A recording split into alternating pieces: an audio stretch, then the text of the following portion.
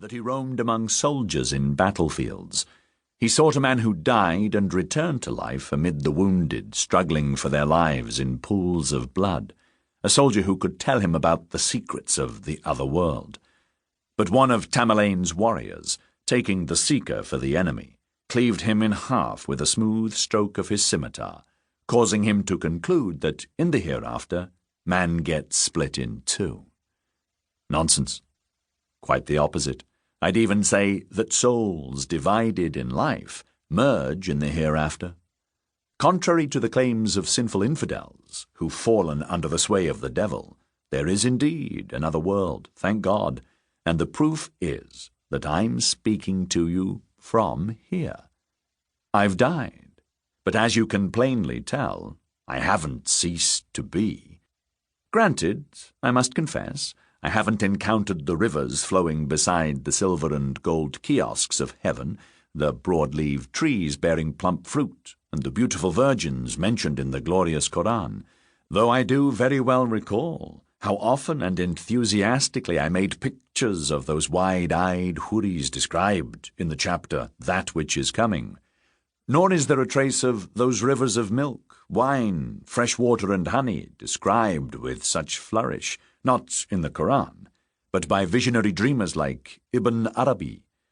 But I have no intention of tempting the faith of those who live rightfully through their hopes and visions of the other world. So let me declare that all I've seen relates specifically to my own very personal circumstances.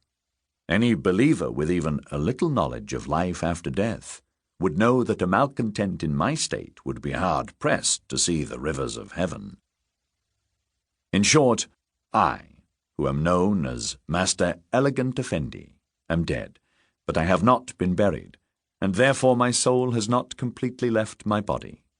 This extraordinary situation, although naturally my case isn't the first, has inflicted horrible suffering upon the immortal part of me, though I cannot feel my crushed skull or my decomposing body covered in wounds, full of broken bones and partially submerged in ice-cold water.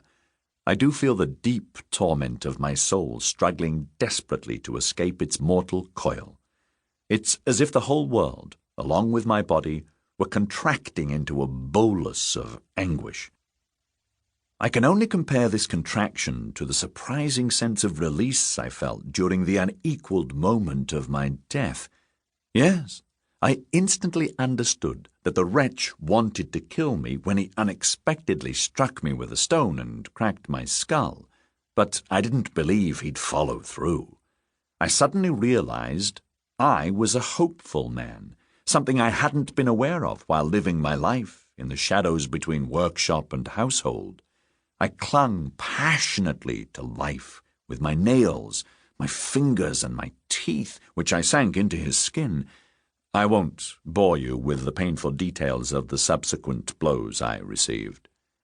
When in the course of this agony I knew I would die, an incredible feeling of relief filled me.